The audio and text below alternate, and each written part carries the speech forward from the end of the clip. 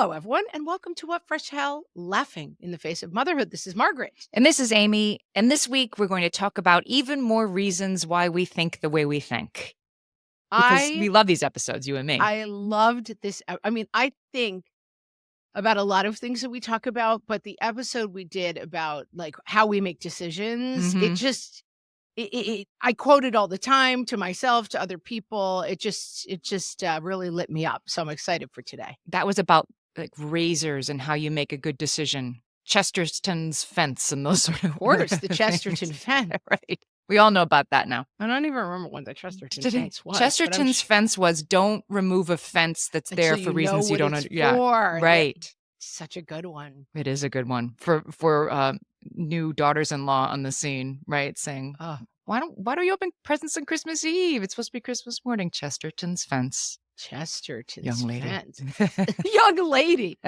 Spoken as a woman closer to being a mother-in-law than a daughter-in-law. Right. That's right. I mean, unfortunately, that's true. So yes, take it from me. It's definitely switching teams on us. So today we're talking about effects, which the definition of an effect, I mean, but in this psychological sense, is psychological changes in an individual or a group that can be attributed to a certain cause. So we're going to talk about the most famous example is the placebo effect. So we can talk about that first, but these are the effects that shape the way we think and why they shape them. Yes. Well, let's talk about the placebo effect because I'm not sure everybody knows. I mean, I feel like it's a term you hear more and more, but let's just define it. Yeah. I mean, I need to define effect versus affect still. I still have trouble with those two, but I think I get it. We're not the grammar girls. We could do an episode on that too. Grammar podcast next for me. A placebo is a substance or treatment which is designed to have no therapeutic value, like a sugar pill or a saline injection. You might... So if the placebo effect, using it in your own life, might be you give your child who says they have a tummy ache an M&M and say, this is going to make you feel better. This is going to make your stomach ache go away, and they eat the M&M and then they feel better. 10 minutes later, that's the placebo effect happening. Yes. You're taking medicine or doing something healthy can make your brain think that the body is healing, not because you're a dum-dum, but because it has that effect on your brain. Yes. This is so fascinating and so deep about how the brain works. I have a lot of sleeping problems that I've talked about, just have always struggled with sleep. And for a while, I was taking a Benadryl before bed.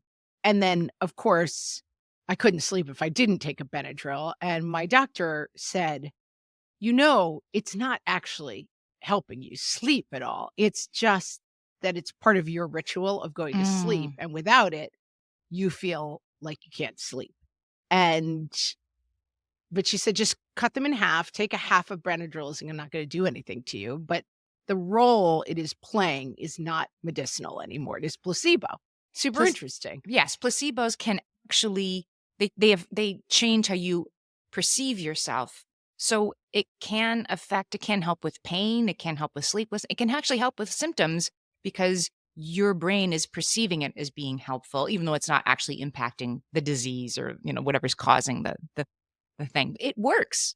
It works so much that they've done. I mean, there's a lot of ethical quandaries around placebos, whether or not you can lie to people about their medical care and stuff. I mean, there's a lot of problems with placebo effect. So some people who might, just using myself maybe for an example, if somebody handed me a sugar pill and said, this will cure your anxiety, like if it worked, that would be great. But there's some ethical problems with a doctor giving you a sugar pill and telling you it's an anti-anxiety pill. So it's complicated. But even in surgeries, people have done like knee surgeries on people. And it's like, oh, you fixed it. That's what I needed. Where you just like open up the knee, close it back up and say, we fixed it.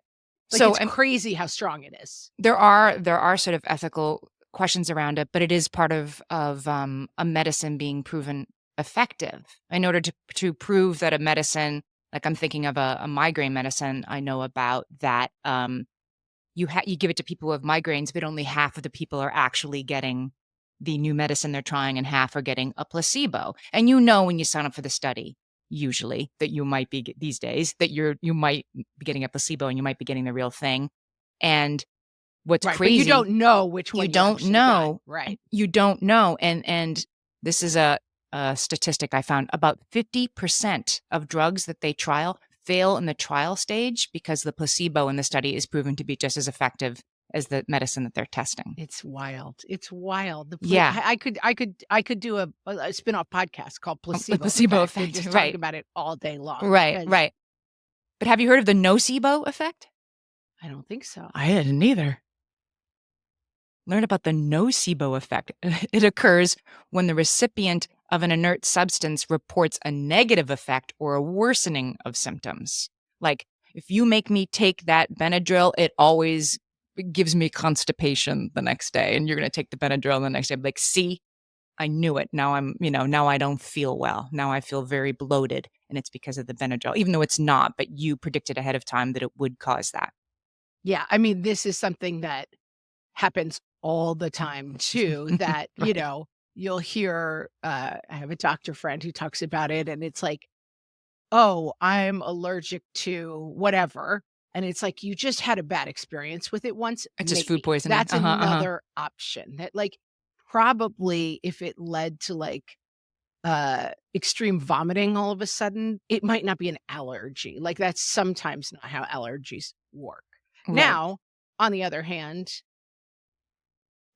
our minds make connections that are not there. And it's interesting because as you read about like child development and how children's brains work, one of the things that happens with kids on any kind of spectrum, ADD, ADHD, autism, whatever it might happen to be, is they are more likely to make unconnected things connected.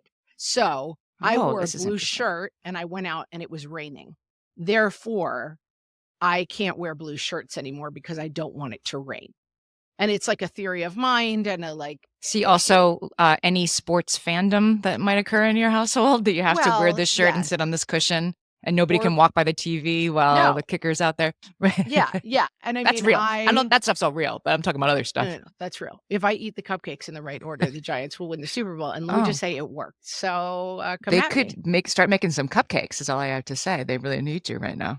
Yeah. Yeah. I mean, no cupcakes can save them now. They have to do 90% of it on their own. And then my And then cupcakes get them you across the get across finish the line. finish line. All You're right. only allowed to eat offensive players when the Giants have the ball. You're only allowed to eat defensive players. I write the names of the players on the cupcakes. Yeah, yeah. It's a whole thing that I'm going to write an insane novel about one day. It will be self-published almost certainly. But this is something, I mean, it's interesting. I have a OCD problem and it's just funny. Like, why does my brain connect?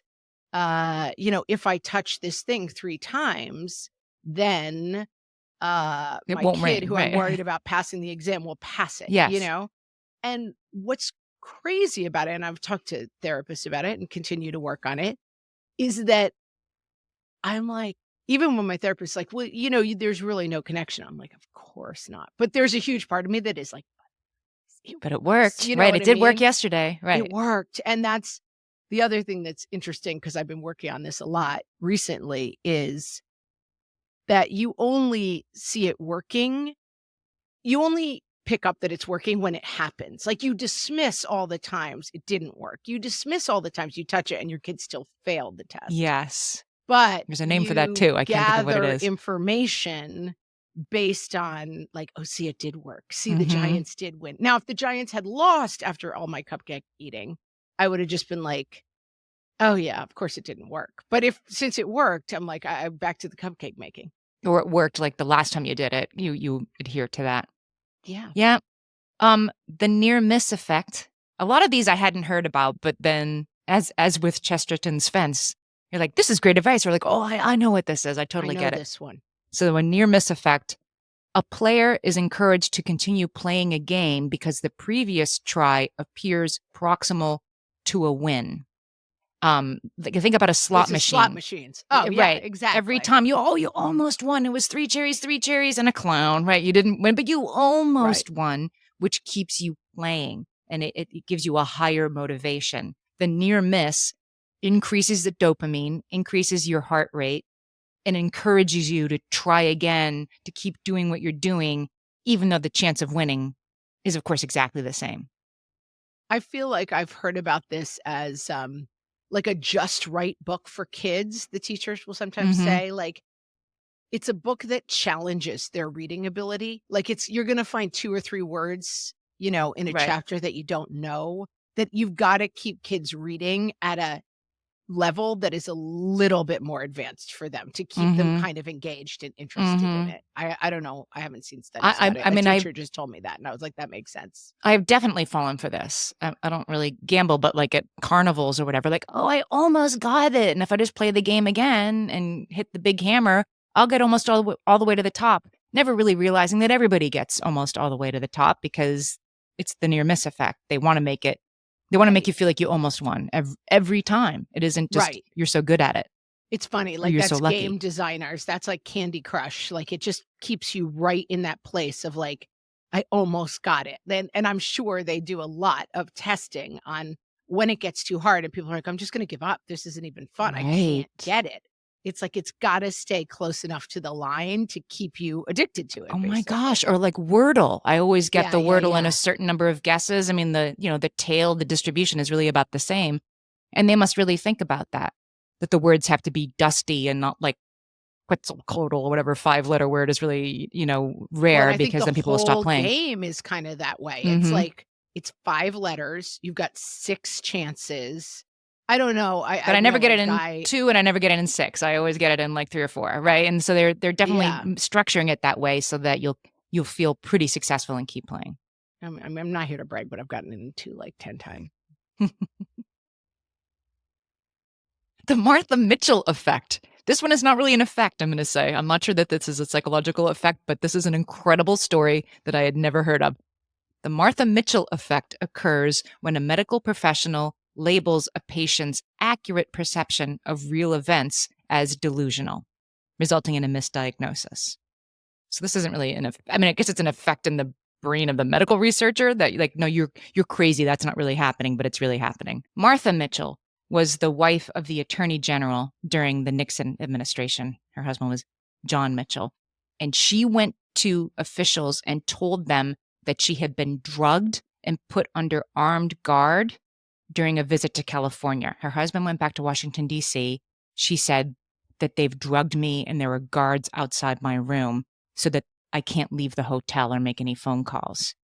They attributed this to mental illness. They were like, "You're crazy, Martha." Right. They like probably locked her up for a while. I don't know what happened next, but they definitely didn't believe her. And everything she was saying was later proven to have been exactly true. The Watergate investigation was like, oh yeah, they totally did drug her and guard her hotel room and wouldn't let her leave. That happened. There's a really harrowing documentary about, I think it's called American Nightmare, but I wouldn't swear to it, but you can Google it and find it, about a woman who is kidnapped and, they put, like, black painted swim goggles on her and kidnap her, and then eventually just, like, open the door and let her go, and her boyfriend seems sort of squirrely to them, and they're just like, "You guys clearly did this to yourself, like, this is not a real Mm-mm. story." And then there's a shot of her, like, coming back to her father's house after she's released, and she's, like, very calmly, like, walking down the street, and then she, like, rings the bell, and she's not hysterical, and they're like, "Oh, this is clearly something that didn't happen." And then, like, a year later, they arrest a guy, and they find, like, blacked out swim goggles, all her phone, like, it really happened, and they didn't believe her. And it's because, there have been a lot of people who, I don't know a lot of people, but there certainly have been people who faked kidnappings because of problems in their relationship, and, like, it checked all those boxes for the police, but it was Except it was real. real. That's Oops. The Martha Mitchell effect in effect. All right, we will talk about even more effects right after this. Amy, tell me about the observer expectancy effect. Okay, this is a good one with an absolutely hilarious example again. The observer expectancy. It's kind of related to what you were saying in our last episode that if you observe something you change it. You can't get a clean read on it because the fact that you're observing it means you're already changing things. Oh, and I tried to say that was Heisenberg's uncertainty principle, and one of our helpful listeners was like, "No, dum-dum, No, that's no, it's not. That's the observer effect." That the Heisenberg principle is that you can only observe the speed of a quark, but not its distance or something. Sorry, you're going to write to us again. It was you can only in physics you can only observe one of two things at a time, not both. That's Heisenberg. The observer expectancy effect is part of this idea that if you're a researcher and you have a cognitive bias, you're out to prove that the placebo effect will apply when it comes to this drug, and then even if you try not to, you're going to influence the results of the experiment. It's called confirmation bias. This is what we were talking about in the first segment. That's it. Confirmation bias is when you only see the information. See, I was right. He does never listen. That's confirmation bias. And my confirmation bias is I saved the Giants and I helped them win the Super Bowl by eating cupcakes in the correct order. Right. But I don't notice the 400 games where that doesn't work. Right. Such as see this entire season. Right. You overlook the information that doesn't fit what you already think is going to be true. Correct. So how they proved that this exists. There was a horse named Clever Hans. This is like 100 years ago. I have a story about this. You know about Clever Hans? Not only do I know about it, I have a side story. So tell us about Clever Hans, and then I've got a topper. This has become a Clever Hans podcast. So Clever Hans was a horse, and its owner said that it could do arithmetic, like what's 6 + 2, and it would, paw the ground 8 times. Paw the ground 8 times if you said what's 6 + 2. And it could do it. And how could this be true? So psychologists set out to investigate whether it was true and how this could be happening. And they pretty quickly figured out that it wasn't fraudulent, that the horse really was answering questions. But it couldn't be that the horse knew math, or was it? So they're like, how do we figure this out? Turned out that the horse, even if the owner wasn't asking questions, the horse could still answer these math questions correctly. So that really threw them. It wasn't like the owner was winking or something. There was or tapping the fence. There was nothing the owner was doing to tip it at all. But the horse couldn't answer questions correctly when either it couldn't see the questioner, or more interestingly, when the questioner didn't know the answer either. I mean, I know the spoiler, so I'm just going to nod. So if it's I know the answer. Yeah, I mean, I guess they must have had to ask pretty hard math questions to have the owner not know them. But if they say, what's 24 divided by 3, and the owner had no idea, then the horse didn't either. And if the horse couldn't see the owner, then the horse didn't know either. But if the horse could see the owner or somebody else asking the horse a question that they knew the answer to, the horse could answer it. So they eventually realized that when the horse is pawing with 6 + 2, as they got to like 5, 6, 7, whoever was questioning, whether it was the owner or somebody else, their facial expression changed, like their eyebrows started to go up, like 7, and the horse was reading that increase in tension as getting closer to the right answer. That was the cue the horse had picked up on all along. And everybody asking the horse the question was doing this, like, you're almost there, you're almost to the right answer. And the horse would see it and stop. Almost got it, horse. Yeah. Like, I'm going to get a carrot by stopping right now. I have a real world example of this. Okay. My husband and I, when we were dating, were in a very, very bad accident in which my husband was very badly injured. And he ended up in the hospital. And because he had had a bad blow to the head, they were looking for cognitive abilities. So when he first woke up, he was quite disoriented, like didn't know anything, didn't know who he was, where he was. And then they start to ask you questions to try to decide whether or not you have brain damage. And the first question they asked him is, do you know where you are? And he took like a very long pause and he said, someplace medical. And they were like, okay, good. That's like a really good answer because he is taking in input and making a decision based on things he sees and hears. Like it would be better if he was like, oh, in a hospital. Like I recognize this is a hospital. He wasn't there yet, but they were like, that's a good sign. It is a really good answer. Then they said, what year is it? And it was, what year was it? 2006. And he was like, 2001?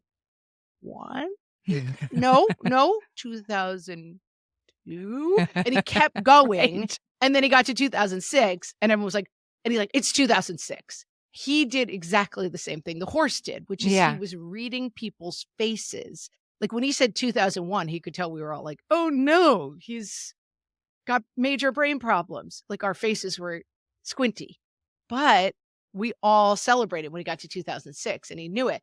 And in fact, that was a good sign for his brain cognition because he was at horse level, at least, being able to read people's faces and get the correct answer. And was somebody in the room like, oh, this is just like Clever Hans, the horse who could do math? Now, I have to say, to be fair to Clever Hans, I did not know his name.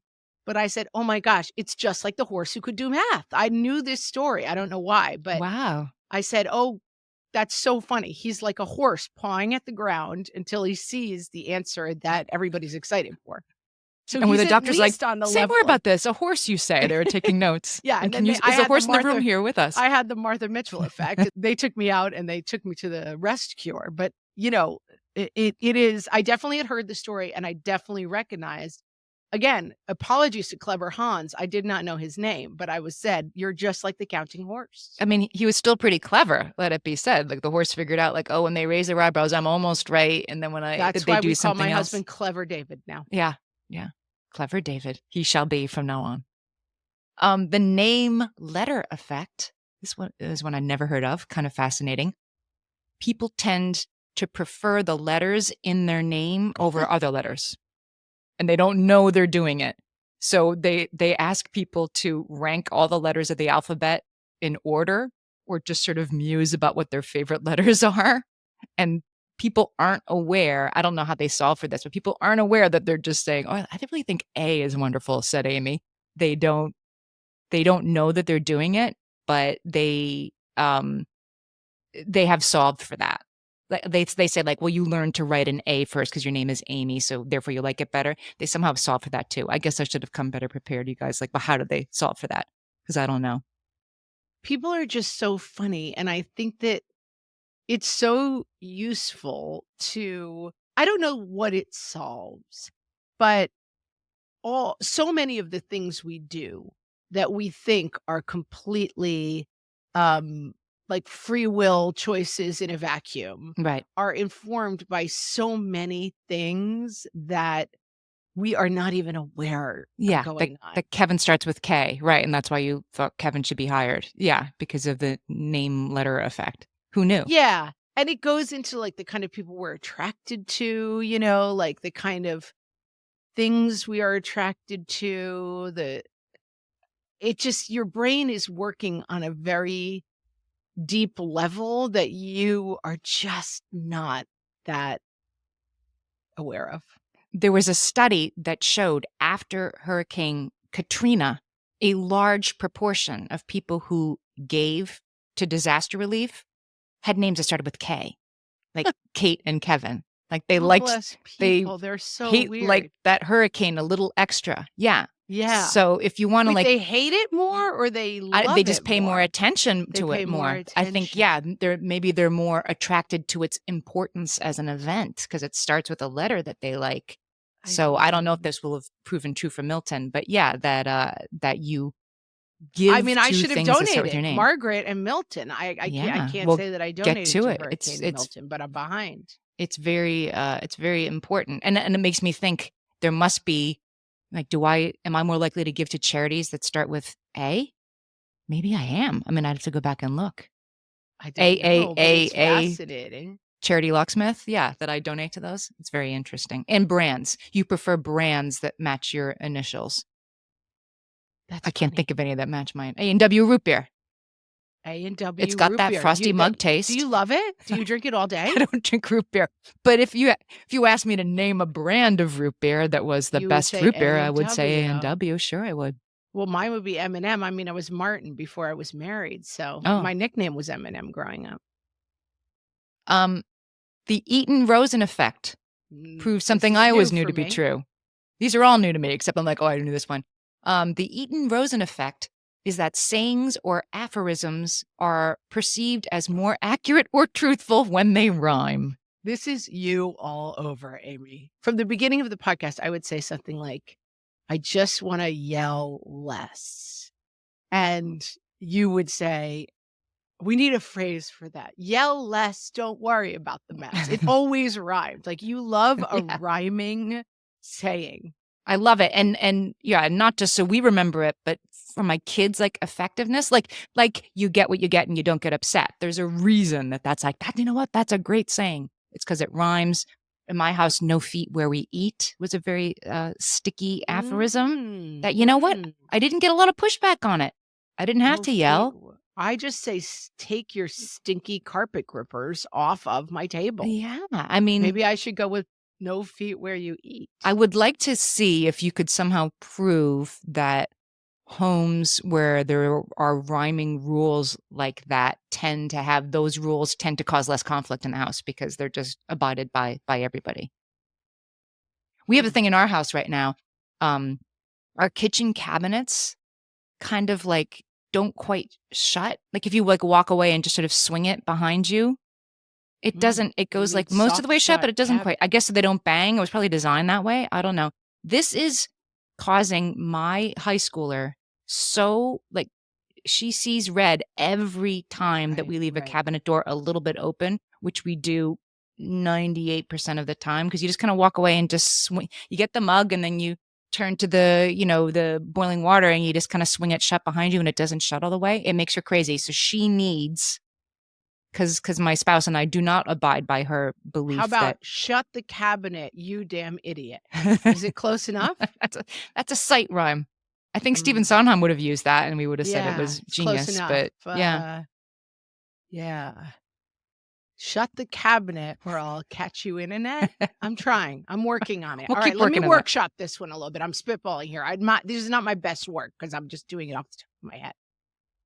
Why don't we stop? Shut the cabinet or I'll get upset. How about that? Okay.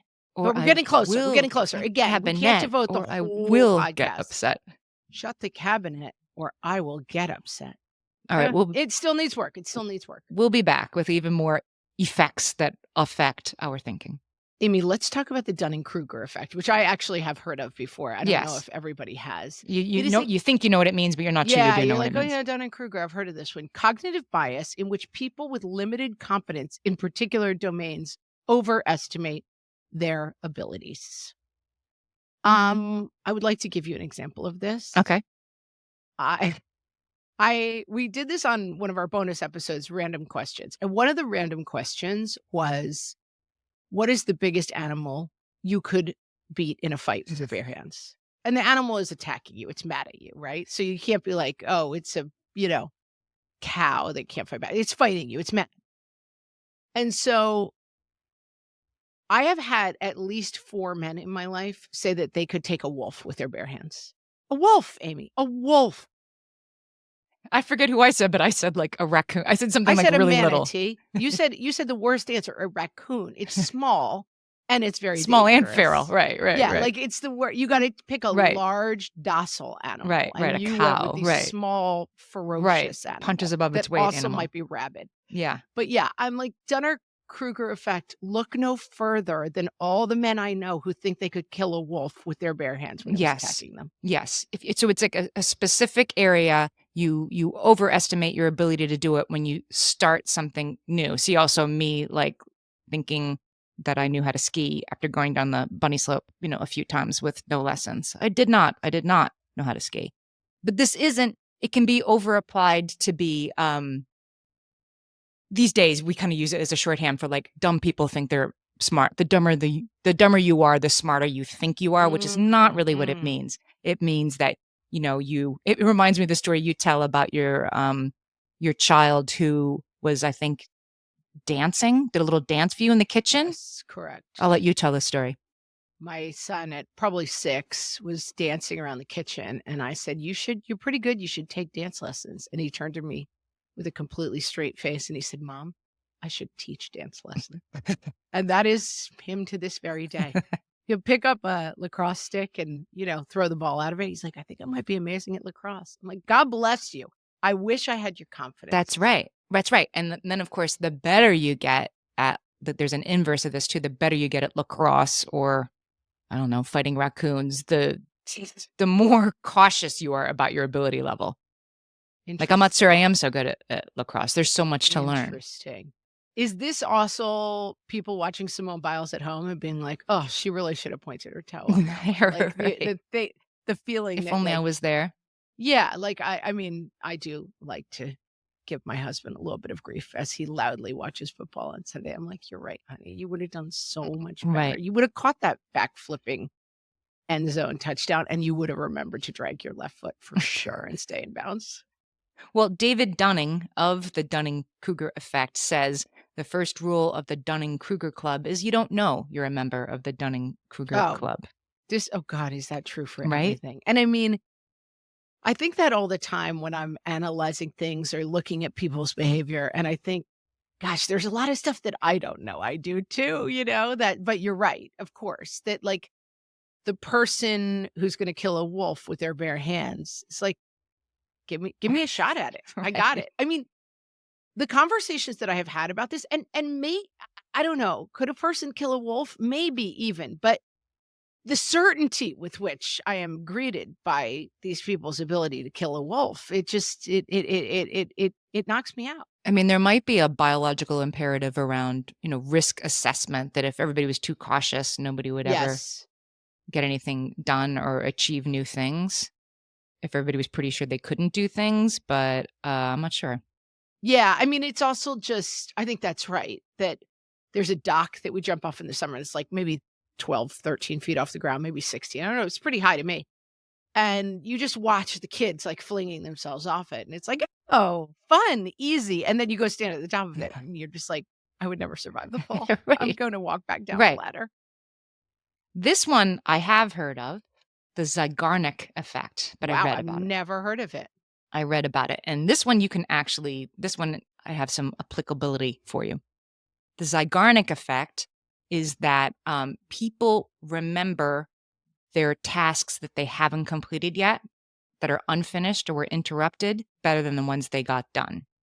Like the thing that's still left hanging that you didn't quite finish, you can remember better than the thing you finished. Yeah. They studied a waiter who, with the checks that were out and not paid yet, this guy had perfect recall of like table 8, and I have to get that. But then once the person was gone, they don't remember what they had, how much the Right. bill was, or it all went well. And it's like it's gone. Well, that's pretty good, really, because you kinda need to free up that hard drive space, right? I mean, Yes. I think that you do kinda need to flush that out and be Yeah. like Yeah, it's good. But there's two ways where you can apply this. The first one is how I had heard about it. When you are getting things done, right? When you have your list of stuff you have to get through in the day and you want to make it visible, you want to know what your things are instead of just check email a day. Okay, I'm going to do these 3 things or these 5 things or whatever. That you want to have a little bit of a ritual of you wrote it on a post-it note and you crumple it up and throw it away, or you literally cross it out on your to-do list. You do something to tell your brain, I'm done. I'm done thinking about that, because that's how you indicate that, like, okay, I bought those plane tickets. I'm done thinking about them. But you have to tell your brain that so that you can move on to the next thing without any detritus, cognitive, hang. it's interesting, I say to my kids all the time, if we're revisiting, grudges or things that went wrong 5 or 6 years ago, that time my husband got a flat top for the grill to make smash burgers, which is like the flattened kind of burgers. And the first time he made them, they basically were like charcoal pucks. He didn't realize how much more quickly they were going to cook Mm. being flat. And the kids are still like, don't burn them. I mean, now we've been doing it for, a year and a half. And I often say, let's just all mentally put a check next to that. Yeah. And it's like, I feel that effect of we need to somehow write down on a Post-it, like dad burned the burgers and crumple it up and throw away. Like, how can we stop revisiting this thing? Yeah. Yeah. It's a good We need a point. little Right. more Zeigarnik effect. Yeah. A little more closure, right, to that Closure. thing you're still a little bit annoyed about. Right. You need to bring closure to it. The other flip side of this that I'd never really considered, but another study suggested that students who took a break during their studying to go play frisbee or go to the dining hall with friends or whatever for a while and then went back to studying did better on the test the next day than kids who just studied in one big chunk unbroken. That Mhm. taking a break and actually leaving it hanging, that you have to go back and do it, makes it more sticky in your brain.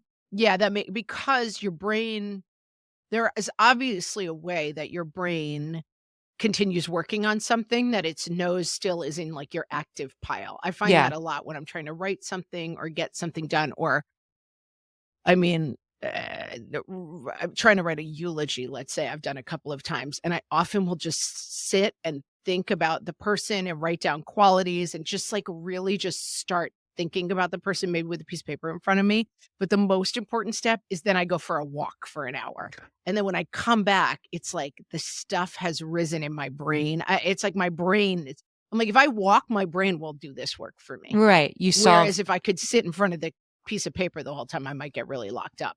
I've done that many times. Like I can't think of what the ending to this chapter should be, whatever. Just, yeah, go for a walk for a while. Or Wordle. When I'm stuck with Yes. Wordle, like, this is it. I don't know. Like, there is no word. I don't know. If you just put it away and then come back, even in 20 minutes, it's like, oh, it's this. It's Dusty. Right. You know, you Yeah. immediately, it just drops in immediately. So that must be the Zeigarnik effect. And also sometimes I think you come at it, I was just saying this about Wordle to my husband. Sometimes it's like you have the wrong sound attached to one of the letters in Wordle. Like I'm thinking like it's a hard A and it's a soft A, and it's like your brain also clears out some of your ideas. It's a really Oh. good idea to take a break and look at something fresh, because you're like, it's a knot you need to untangle and you're just doing the wrong thing. This one, You should be really good at Wordle by the end of this episode, by the way, guys. I didn't, we're going to call this episode How to Get Better at Wordle. Yeah, exactly. Clever Hans pawed the ground. This How one, to get better at Wordle and counting when people are looking at you. right. This one, you know what it is, even if you didn't know the name of it. The online disinhibition effect. Ugh. Less of this, please. Less of this. This reminds me of our fresh take with Britt Barron a couple weeks ago. The online disinhibition effect is the internet user's tendency to say or type things they wouldn't say in real life. It's caused by a number of personality variables that allow us to deviate from our normal behavior. Even, they've found in studies, even if it's your name, even if it's like Amy Wilson on Facebook With a being like, picture of you you. dummy, with a picture of you. I mean, you see it all the time on social media. Somebody gets canceled, like some, football coach or Dairy Queen employee loses their job because of something they posted on social media with their real name or from their work email or things like that. Well, and I've also seen a lot of I mean, this is like TikTok. I mean, I'm not talking about things that I really know about in real life, but I trust TikTok of people Why wouldn't you? people who do the thing where someone writes them is like, Amy Wilson, you're a dumb face and I hope you die. And then on your TikTok, you're like, let's go find that person. And you like knock on their door and they're like, oh, I'm so sorry.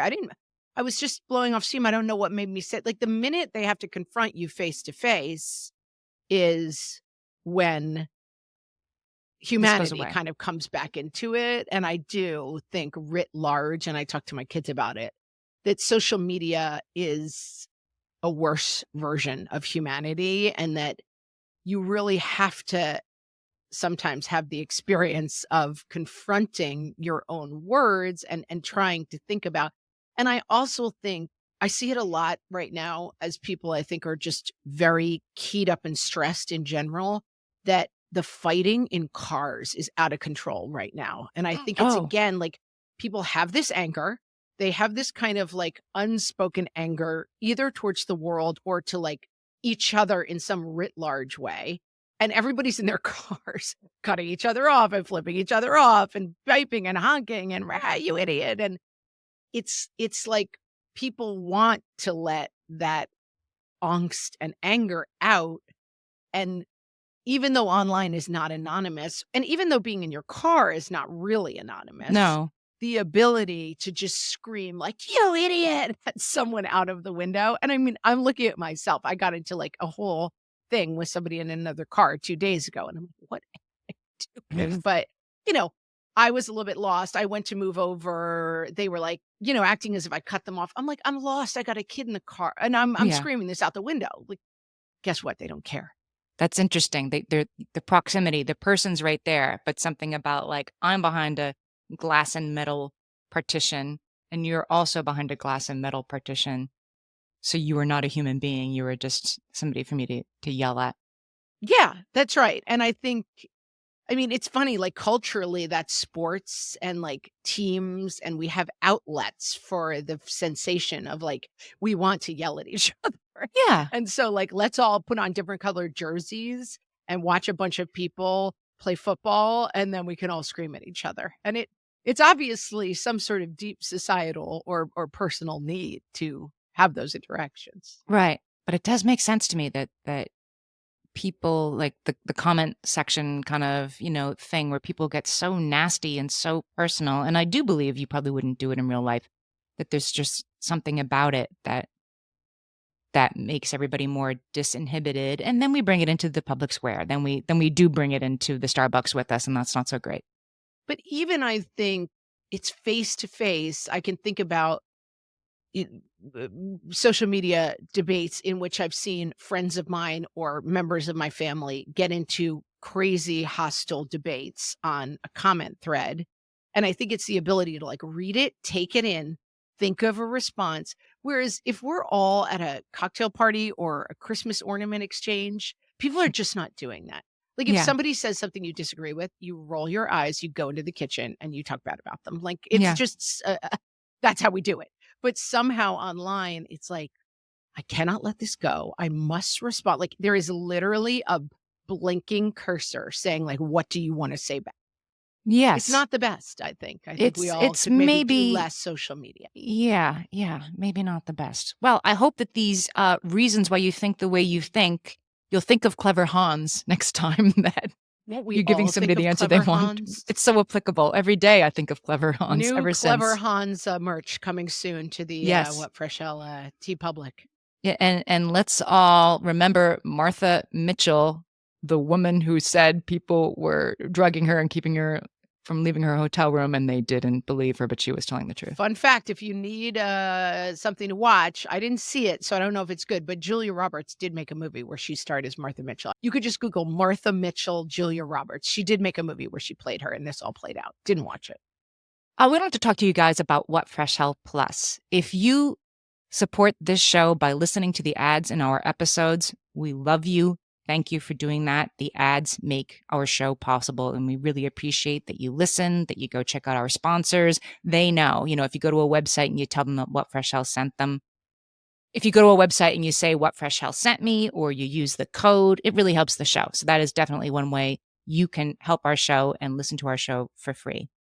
If you're interested by the idea of an ad-free feed and a bonus episode once a month where we talk about clever Hans or whatever. I mean, we get really off topic in these bonus episodes. We have a lot of fun. Go to some strange places. Go to some strange places. Join our supporting cast subscription. Go to whatfreshhell.supportingcast.fm or just follow the link on our website or the link in the show notes for this episode.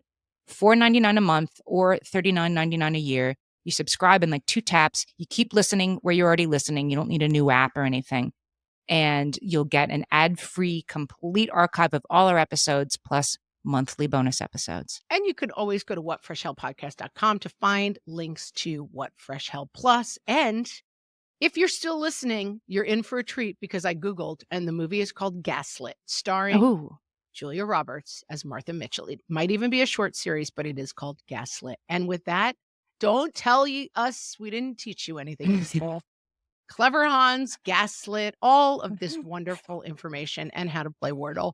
And with that, we'll talk to you next time. So long.